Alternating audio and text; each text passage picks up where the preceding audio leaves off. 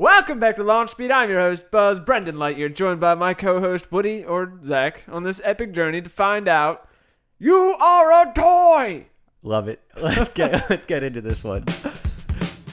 There's multiple shapes and sizes to decide that a real fat guy is just a bear and it's hitting an animal. No, it's not going to hit a bear. Well, yeah, I know that. It will determine the Launch speed?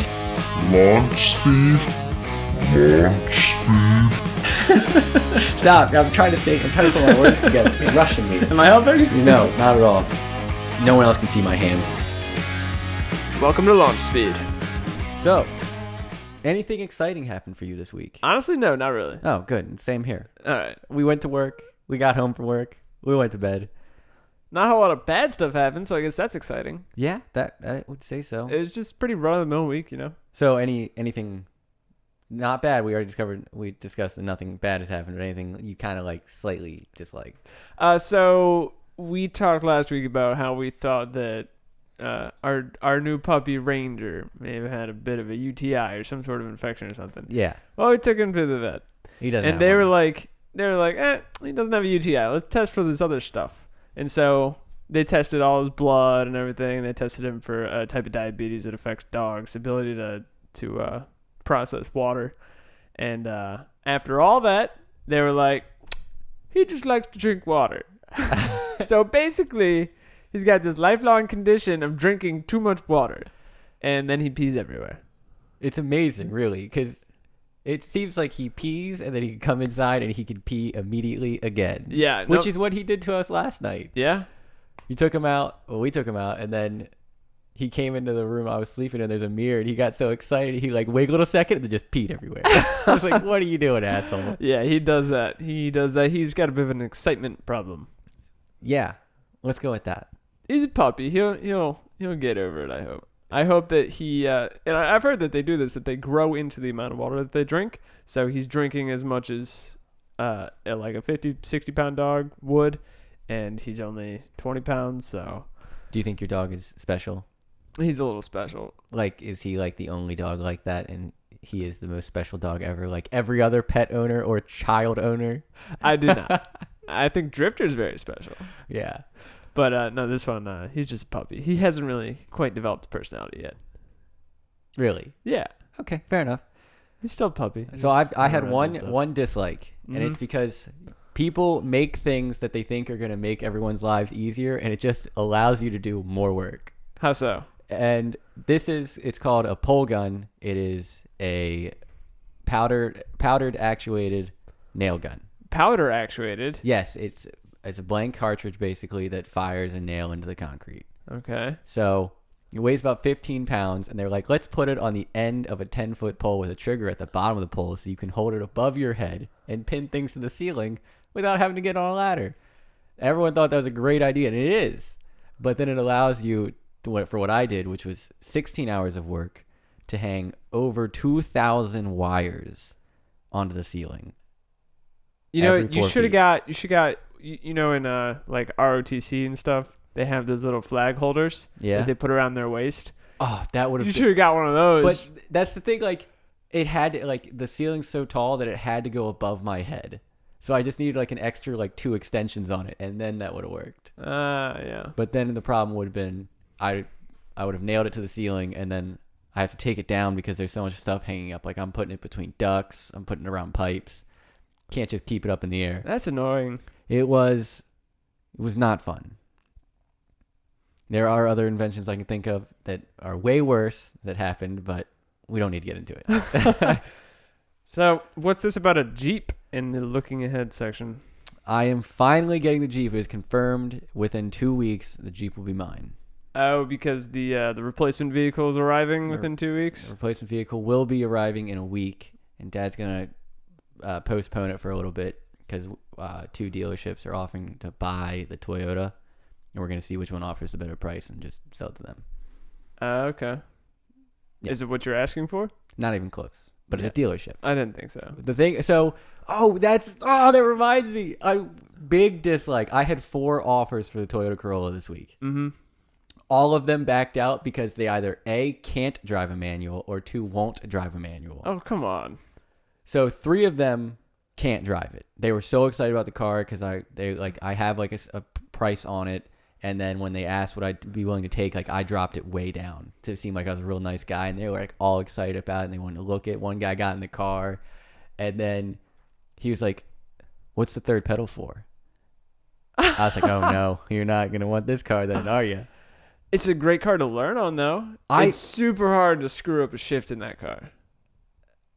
If it was the Jetta, I would agree. The Jetta was the easiest car to drive. Yeah. I mean, that one, it's like, it's so soft all the way through. It's there's no like catch, you know? So That's it just true. kind of happens to work. Yeah. It's very uncomfortable. But Yeah, no, that sucks. So on Friday, I had a guy come up to me in my apartment, and he's just like, "You're the one selling the Toyota, aren't you?" And I said, "Yeah, I am." He's like, I'm looking to buy my car, my son's first car. Like, do you mind if we go look at it? And I said, "Yeah, of course. Let's go look at it." And we're looking around it, and he's checking it out. Like, he's looking at, like, there's a little bit of, like, scuff on the back end. And he's just asking me how that happened. And I was like, my brother drove this car first. Like, I have done no damage to this vehicle. Hand me down. And I was like, but, I'll get it cleaned, like, Car wash? professionally, Oh. interior cleaned. Like, I'll get the whole interior, exterior cleaned for you at, like, I won't bump the price anywhere. Like, it'll just be part of the deal. He was all about it. And then he's like, "Oh, it's a manual. My son doesn't know how to drive manual." I said, "Is your son an idiot?" He didn't appreciate that. Way to go. Well, it's so easy to learn. Yeah, it is. And I feel like that's perfect for like a teenager. It takes 1 day. Not even. It takes 2 hours to learn on a clutch. It takes a lot longer than that to be good. But to drive it. I mean, maybe not even 2 hours. You could probably teach anybody in about an hour, unless they're an idiot. And then, but like I get trying to learn a manual in the city would be sketchy because you got to get across the intersections kind of quick, and if you stall, it ain't cool for anybody. Yeah, that's true. But I'm telling you, the best piece of advice for someone learning on a manual is it's way fucking cooler to burn out than it is to stall the car. That's true. That's true. So if you think you're gonna stall, you just mash the gas and throw the clutch out, and it'll spin tires and it'll kick forward. Yep. Just gun it. That's true. That's how when I first started learning how to drive, I always struggled at a friend's house because it's this massive gravel uphill. You know who I'm talking about, right? Yeah. I stalled every time I went there. I would stall out like 2 or 3 times getting out of the driveway. Nice. And that's when I think it was James who was like, "It's way cooler to stall or way cooler to burn out." And so one day I'm getting out of there and I stall it and I just start up and it's just like I'm just throwing gravel everywhere and the car's like wiggling back and forth as the front end's trying to catch. And then I get out of the driveway and the guy calls me and he goes, "What the hell was that?" Machine gun fire. Ding, ding, ding, ding, ding. Nice. Yeah. But I would recommend a manual to anybody. Especially a 2011 white Toyota Corolla. Oh, yes. Especially that. Especially that. But I don't think unless I have to get an automatic, I don't think I ever will. Because I've learned to nobody enjoys traffic. But like DC traffic doesn't bother me anymore in a manual. Just put it in second gear, let massive space, let everyone pass you angrily because they want to go slam on their brakes 10 feet in front of you. Mm-hmm. But I don't even have to shift or brake anymore. I just sit at like 7 miles an hour and just like whine up. That's one way to do it. I can't really do that because I have lights and it comes to a complete stop all the time. But oh yeah. But in a place where it's just heavy traffic without lights, that's a good piece of advice. That's good life advice for once. All right. Yeah. Look at us doing stuff. So that's exciting though that you're getting the Jeep. Yeah. Another manual. Yeah. Which I will probably stall all the time because it takes me a while to get used to different clutches. You'll figure it out. Let's just hope all the brakes don't lock up at the same time again. That would suck. I have to buy a hard top for it because I know within the first week my car they'll either cut the soft top off or they'll just break into the car every day. Jeez. Because where I work is just a Can't you just area. unzip it though? You can, and that's what I would hope someone would do is just unzip my window. Right. But they wouldn't. They would just cut the window open. Because That's they rude. can. I know. I'm going to put a sign on it that says, "The windows zip." Take whatever you want There's or whatever nothing you see. in here, Yeah. but unzip the windows, please. You can take the wrench that sits on the back seat. Just don't cut the window for it. Yeah. No. It's a good idea. Hardtop's a good idea. Any news coming out though? You're still working on those shirts. I think you might need some external help. I need some external help. So we're still working on that. Shout out to all our patrons. We appreciate all of you guys' support. I think we should do like a 20-minute episode just for our subscribers. Yeah, or let's do patrons, not subscribers. Yeah, just for our subscribers. Yeah. It's just for everybody. Yeah, just for anyone who listens. Yeah, let's do that. Let's do that. We are going to do another Unhinged Stories episode coming out soon. Yep. So that would be exciting. Gathering some stuff together. Mm-hmm. Putting it together. We'll do that in the next couple of weeks probably. So, it's been a week. Show me your bear bits. That's right. You want to see these bear bits, boy? I certainly do. So, in Siberia, it's Siberia. Let's go with that. Russia, somewhere over there, a man was hunting and a grizzly bear got him, or a brown bear. Let's go with grizzly bear. They didn't specify. I apologize. So the bear attacked him, drug him into this den, and then broke his neck in the den. And the guy survived for a month in that condition. How? Surviving off bear urine. Ew. So a group of hunters found him because the dogs wouldn't leave the den alone. And he looked like he was kind of mummified because since he couldn't move, he'd been laying still. Atrophied to hell?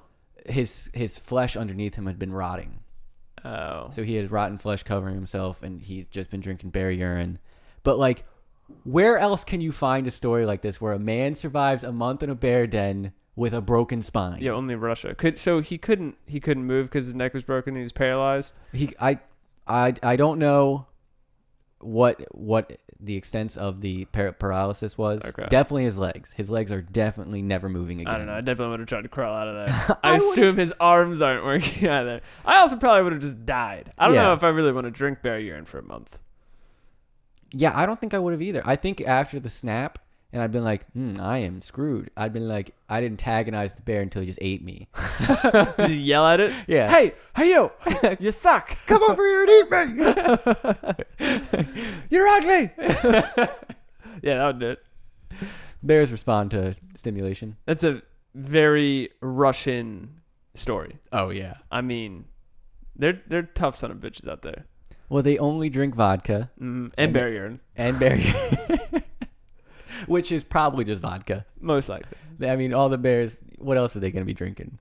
Speaking of dirty, dirty Russians.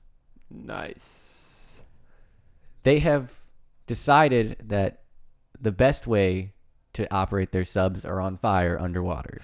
Yeah, so there's this sub called the Losharik, which is named after a Russian children's book. And this sub was down in the Arctic, specifically in one of the seas near the Arctic. It was in the Barents Sea. Anyways, it caught fire, and some of the crew members were actually able to contain the fire and somehow gave their lives doing that. But this avoided the nuclear submarine from anything worse happening to it. And they were able to recover it, and some of the people inside did live somehow, amazingly. I don't know how the other people died, but, whatever. And I thought it was cool that they're able to actually repair the submarine. What I don't think is cool is that the Russians are doing secretive, sneaky missions with a nuclear sub at the bottom of the Arctic. Well, almost all subs are nuclear powered now. Yeah. So it's not it being nuclear makes it any worse. It's the fact that they had the majority of the crew was just officers, which means it was some stealth. Sneaky. Yeah, I mean, like, there was looking at the death list here. Every single person listed here is a captain, some sort of captain or lieutenant captains. And I mean, that relates to like 06, which that's in the U.S. relatively military. high rank. That's pretty high rank. That's over 8 years. I think way more than that. Yeah, that's But you know what they're probably trying to find? All those emails that Hillary's lost. So I mean, they've put up defense systems in the water there that can detect submarines. Russia has done this. Oh yeah, they're dropping I guess listening devices. Yeah. So I don't know. Not much to listen to out there, but you do you, Russia. I mean, that's mostly what our submarines do as well. Is they're just creating, vast expanses of not like a seascape that they know what's going on in it. They're just dropping sonar dishes everywhere to listen. Oh, I don't know. Because that's how they conduct battle or warfare. So if they know where everybody is in the area, it ain't a problem. All right, I don't know that. Say so. Sure. Why not? Makes sense. Makes sense to me. Seems like a good strategy. And they also they tap into cables, undersea cables, and that's probably how Russia has affected our voting system so well, because we send everything overseas first and then have it come back processed. Oh yeah, that's right. I forgot about that loophole. Yeah. We send it to China so their sweatshops can put all the work together and then send it back to us. In other international news, the U.S. women won the World Cup again. I wish they had scored another 13 goals. I know. I mean, that was it the first game? Maybe the second game. His first elimination game, I believe. Who was it against? Taiwan. Yeah. It was like 13-0. 13-0. And they celebrated the first goal just as hard as they celebrated the 13th goal. And I am the unpopular opinion, but I think that's fucking awesome. I mean, it's brutal. It's brutality. And that's what you need. You need to just dominate your opponent and then dominate them some more and then beat the shit out of them while they're down. I mean, it probably didn't hurt the perception of the United States for the rest of the tournament. Like, people were probably scared to play them. Yeah. And, I mean, that worked out pretty good. I mean, obviously, they're a superior team because this is, the third one that they've won?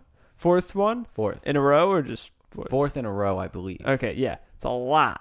They are a very, very dominant team. And like besides all the political riffraff going on with them, I don't even want to weigh in on it. But the celebrations were on point. Not with the Taiwan. When we were playing England, Alex Morgan made drinking tea to all the Brits. Nice. And I thought that was awesome. And so many people like lashed out at her, and I was like, "What? Why? It's soccer, guys. It's just a silly celebration. It's friendly banter. Yeah. Like, nobody's really upset about it.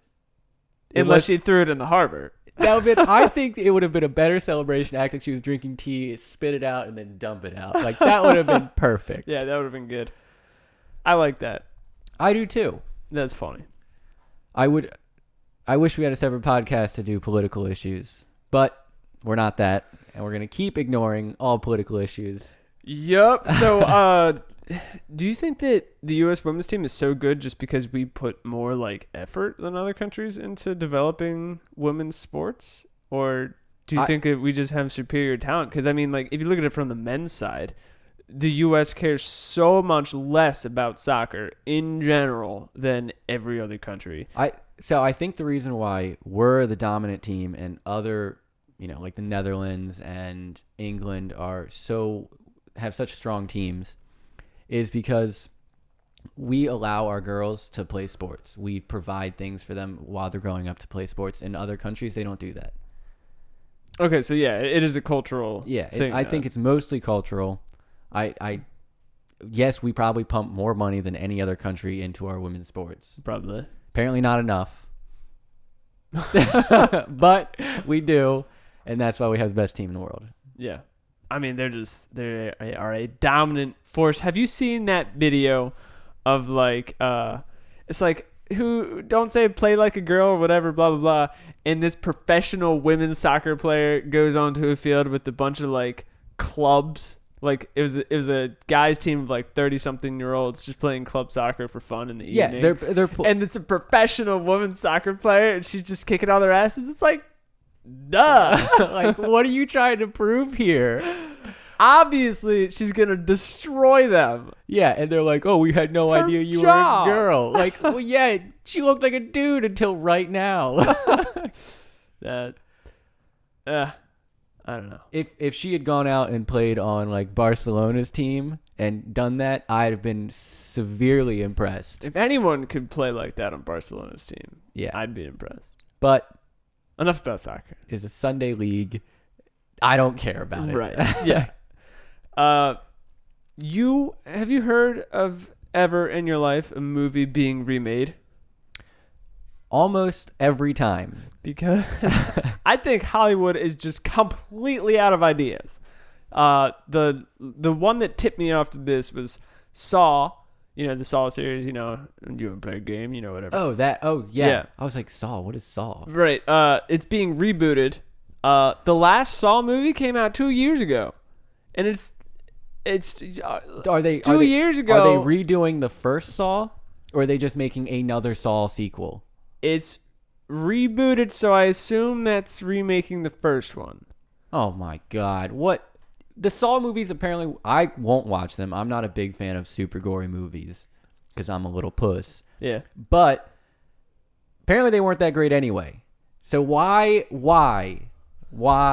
do it again? Because it's being directed by Chris Rock. Oh, that's And all you Chris had. Rock That's all does you what he had- wants. That's all you had to say. I don't know. I haven't seen him in anything recently that he's stood out to me. There are, and you're right, because all I've ever seen in the recent years are just massive remakes. So I looked it up, and it's not a new phenomenon, remaking things. It seemed more prevalent recently, but that's probably a recency bias. We're like, oh, so many remakes recently, and it's like one of those things that people have been saying for years. It's like, oh, so many remakes. But so there's some other remakes that are coming up or already out. The Lion King, Aladdin, The Mummy, Charlie's Angel, Rambo 5, not exactly a remake. And they're redoing Scarface. And I don't even want to talk about Spider-Man. Man, was there 3 different remakes? I believe so. Less than 10 years apart between the original one, not even the original one, my childhood one, and then the following one. Was that Tobey Maguire and whoever the next guy was. And then there was another one, this current one, right? Tom Holland? Yeah, that sounds right.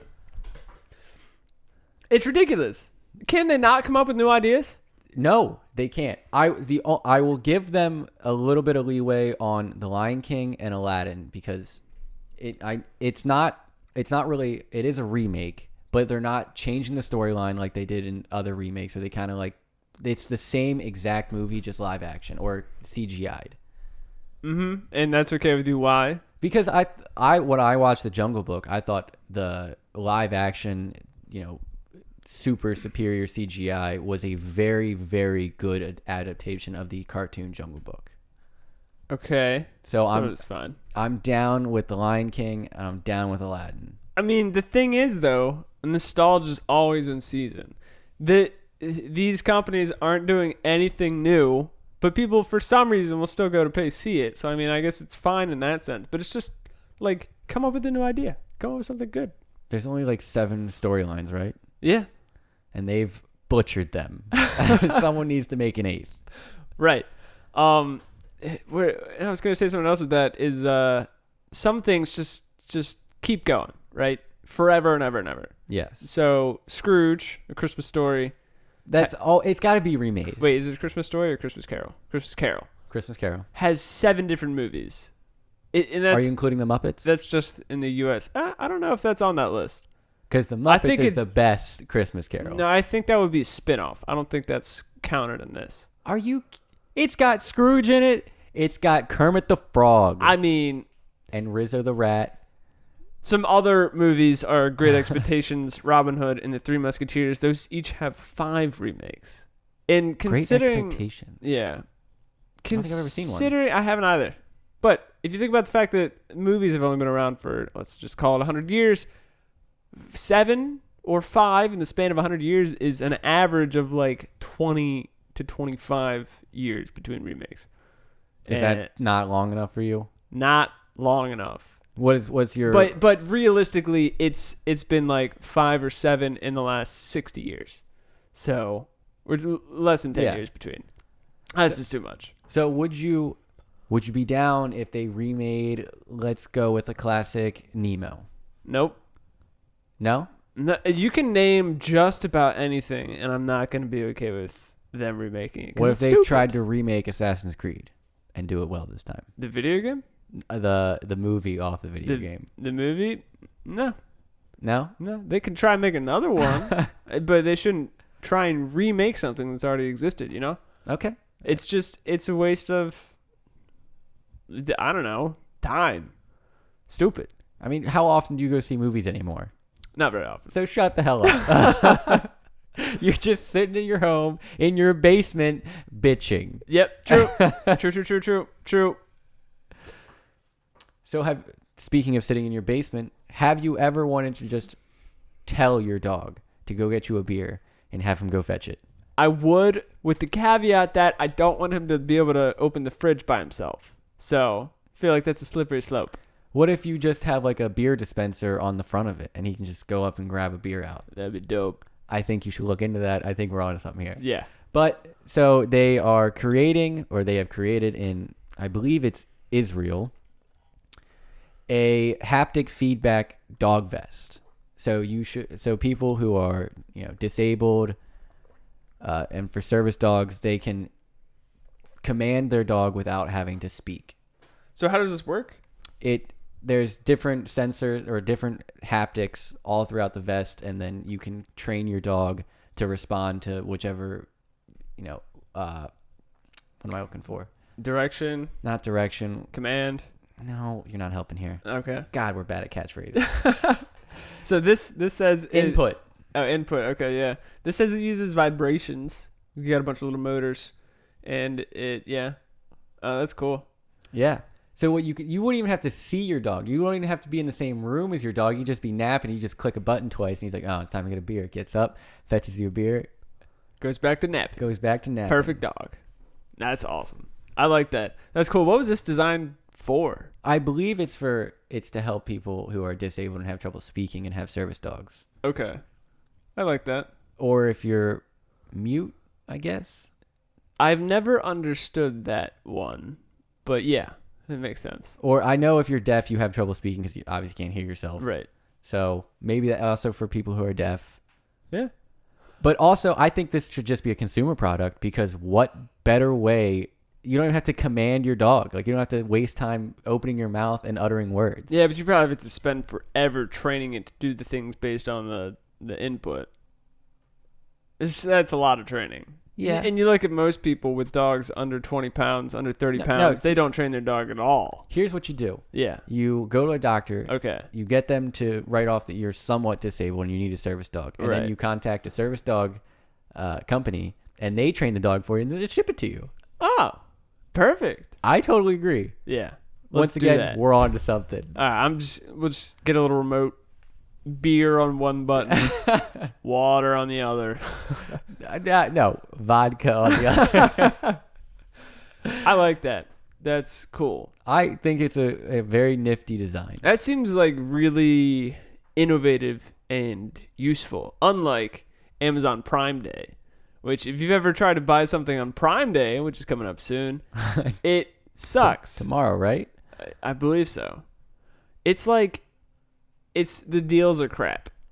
They're not anything you needed to buy or you wanted to get never has a sale on it. Right. On Prime Day. Yeah. They're tracking your location. They know what you want. They're in your head. Yeah. Everyone's Amazon looks different on Prime Day. Probably.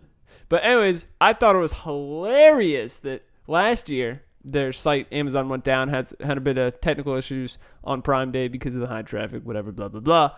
This year, eBay has a special deal that only unlocks if Amazon crashes again. So that is such a great FU Amazon. I absolutely love that. And a bunch of other retailers are doing their own Amazon Prime Days sales. So I'm sure within the next couple of years, this quote-unquote holiday will have another name besides Prime Day, because it can't be Prime, Walmart, Best Buy Day. Yeah. But I don't think I've ever bought anything on Prime Day. I haven't either. I used to spend time looking at the deals, and then I was like, this is all just junk. I don't need junk. No, this is something that I need. Why would I buy this? It's just like going into Costco and impulse buying. Right. That's exactly what it is, actually. That's how they get you.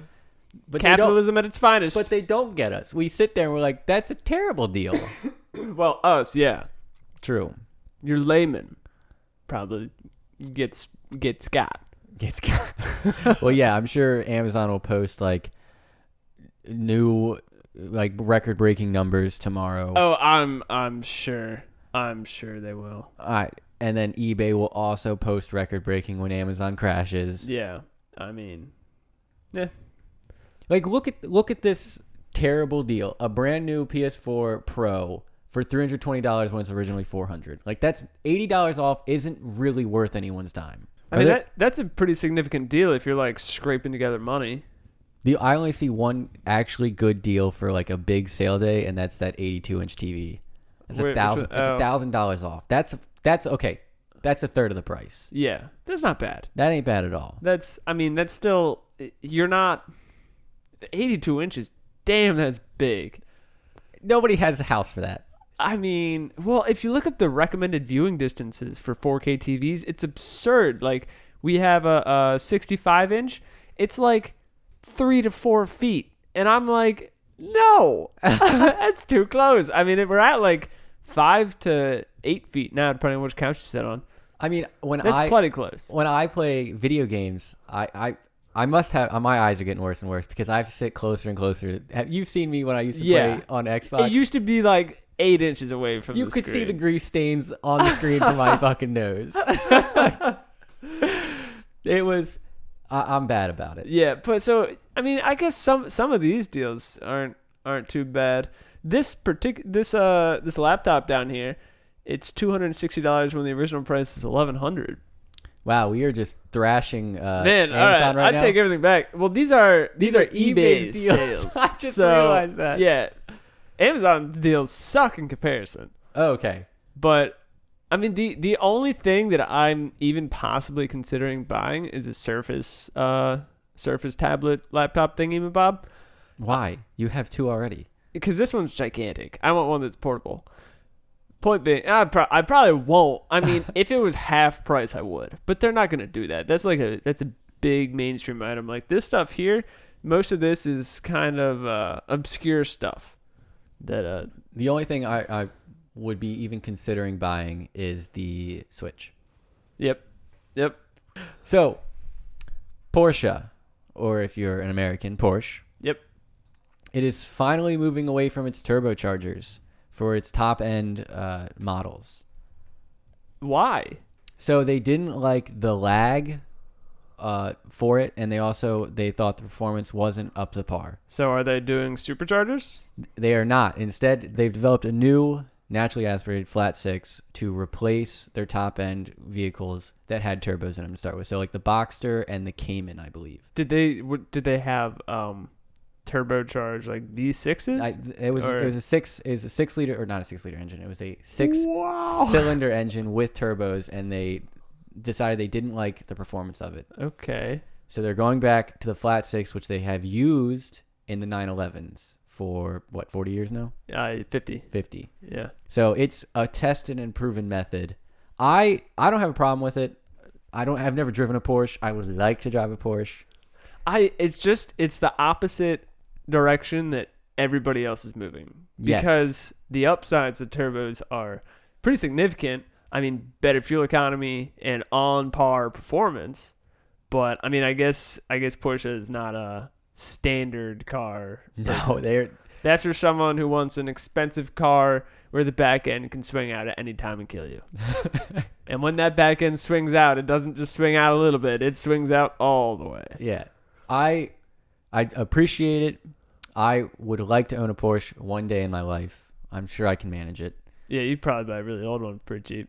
Yeah, I mean, but I'm looking at like the 911s. Yeah. You know, I'm also looking at the 918s. that's out there. Anyways, why do you like this compared to the turbocharge? I think it's interesting that the flat six is as large as you can make a flat six. You can't make a flat engine any larger than 6 cylinders. Why?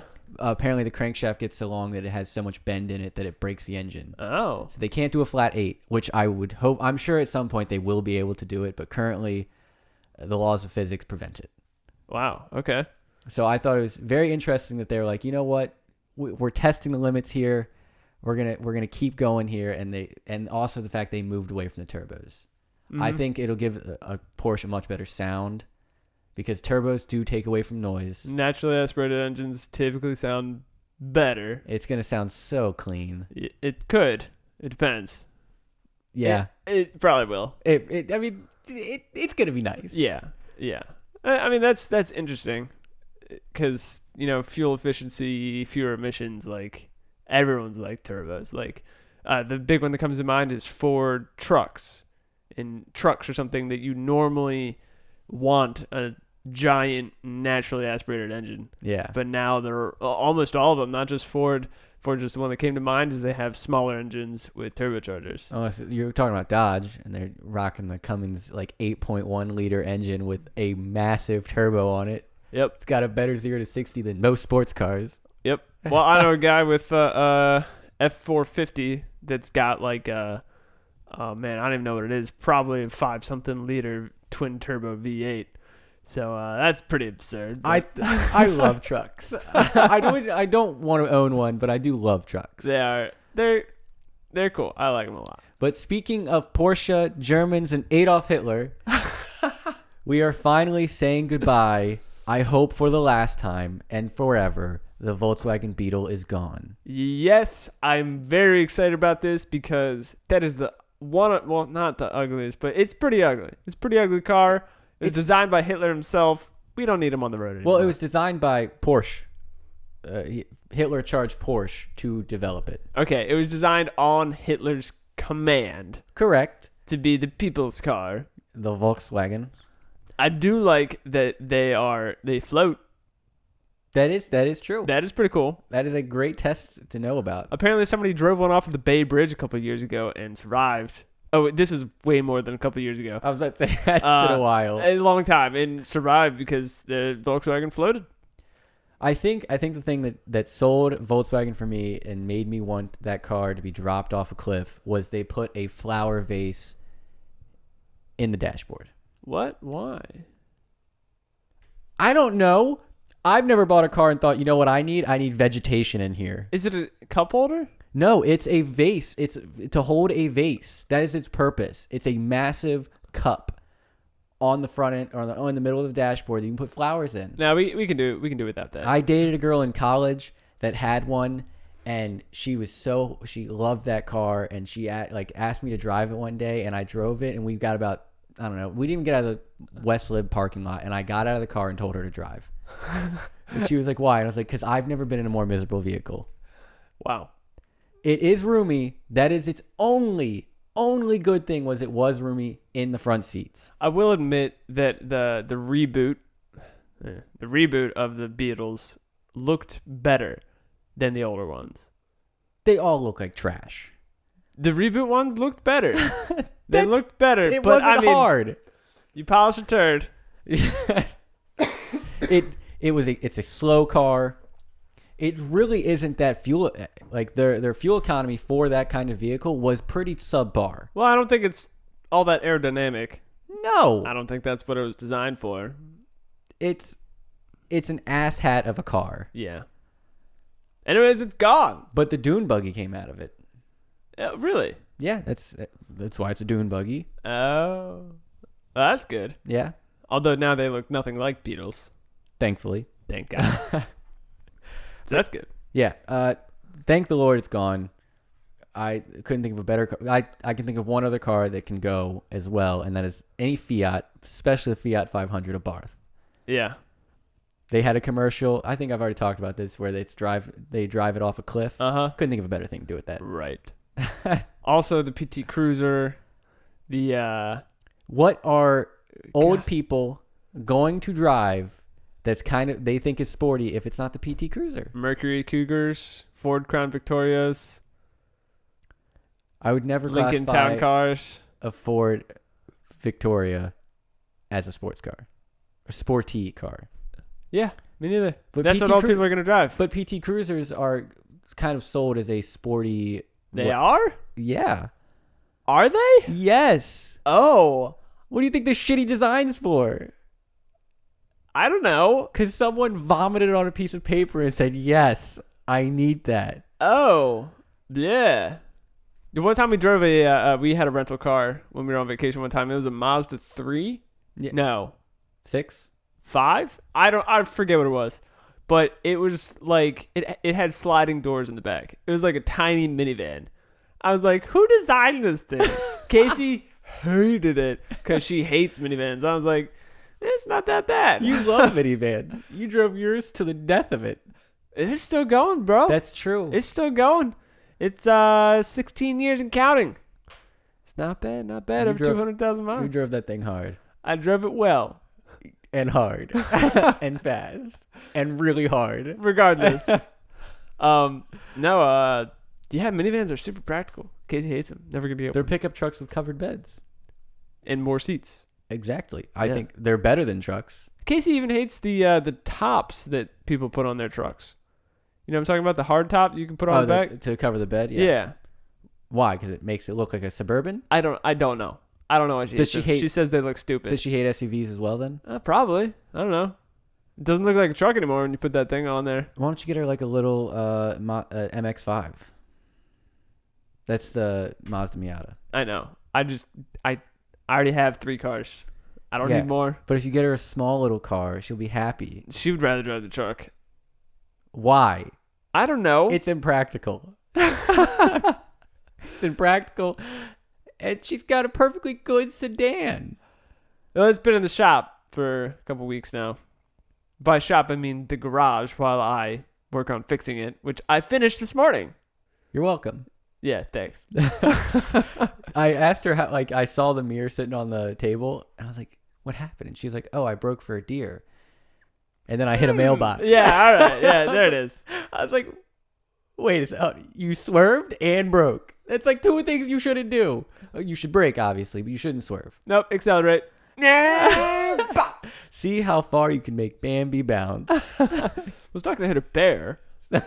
No, we're not getting to that again. Let's move away from cars. So we've talked about many times about Cuphead, the video game, and how great it is, and how awesome the art style is. How awesome people think the art style is. Well, I like it. I enjoy it. Okay, I don't like it, but it's kind of retro in a cool way. It's like beyond retro. It's like old school. It's like 20s, 30s maybe, like Mickey Mouse era. Yeah, kind of like that. But it is well drawn. Mm-hmm. You can't deny that. But they're making it into an animated series, and I'm like, what? Why? Right?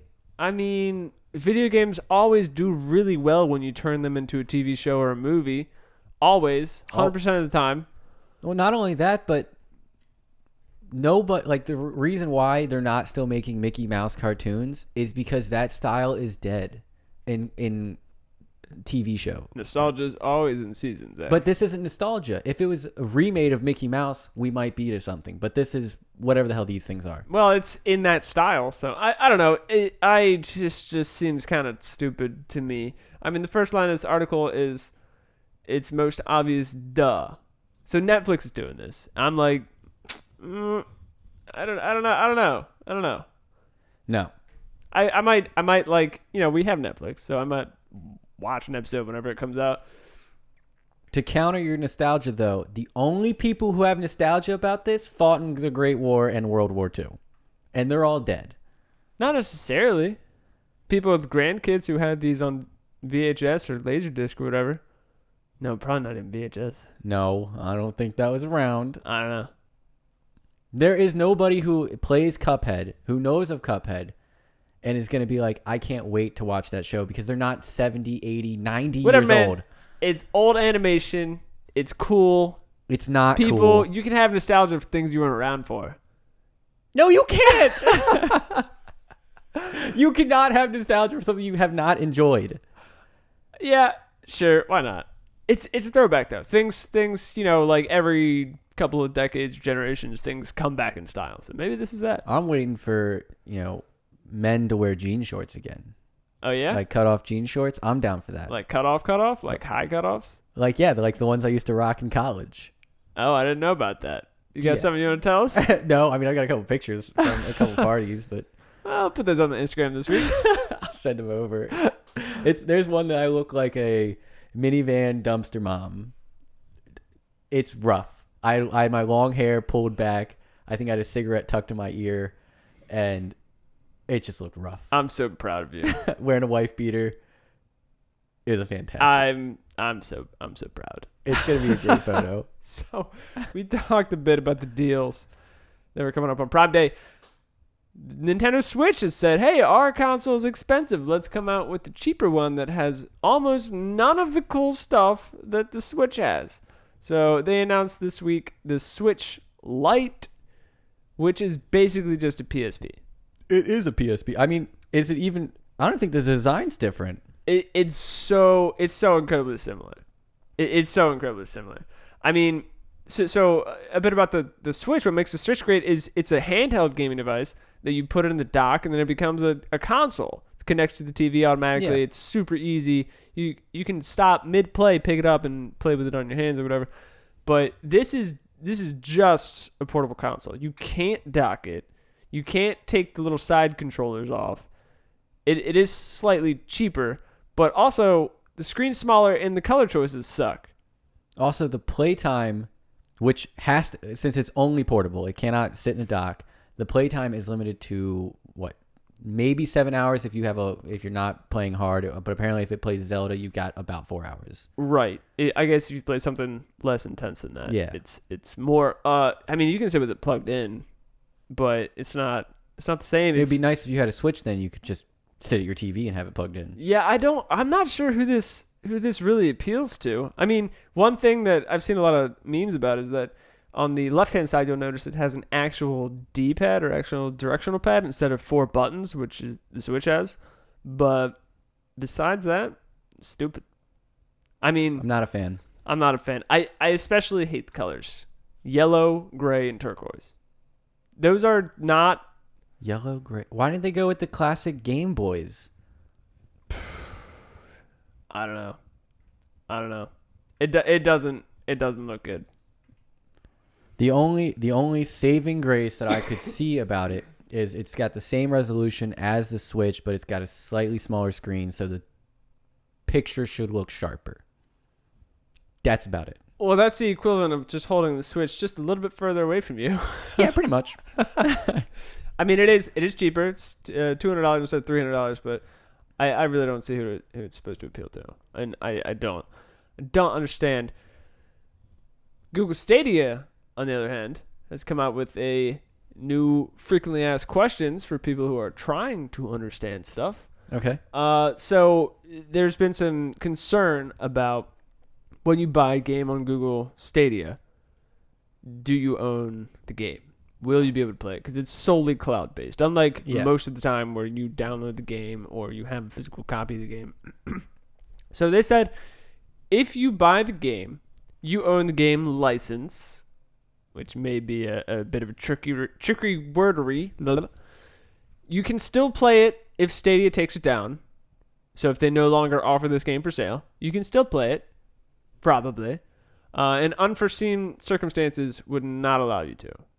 Like if the publisher stops supporting, not publisher, but if the game stops supporting Google Stadia, right? So that would make sense. The other thing I was thinking, if it's not being actively supported, yeah. So like if Stadia comes out with a new internal infrastructure update that requires an interface change for the games, requires the games themselves to do something different, and this is an old game that you bought like a year ago, nobody's continuing development for it. SOL.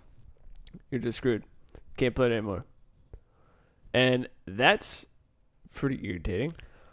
The good thing that they came up, or 2 good things they came up with from these facts, is that you can save on the cloud indefinitely. So for reference, in Nintendo Switch Online, if your membership lapses, if you stop paying, you get 6 months to reinstate that membership. Otherwise, they delete all your cloud saves.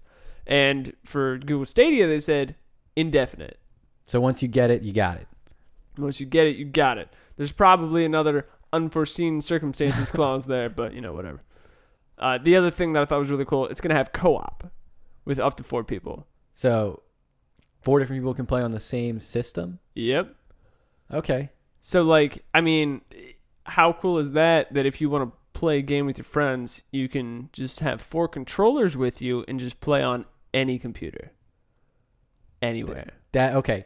I like that. I'm gonna give it to him. That's a solid move. I like that. Yeah, that's pretty sweet. I'm down. I want. I'm not gonna get it because I don't need it. Right. But I would love. I wouldn't mind if a friend got it. Sounds a little moochy there. Yeah, that's how gaming works. I've mooched off you for the last 23 years. Forever. 17 Do you years. even remember how old you are now? No.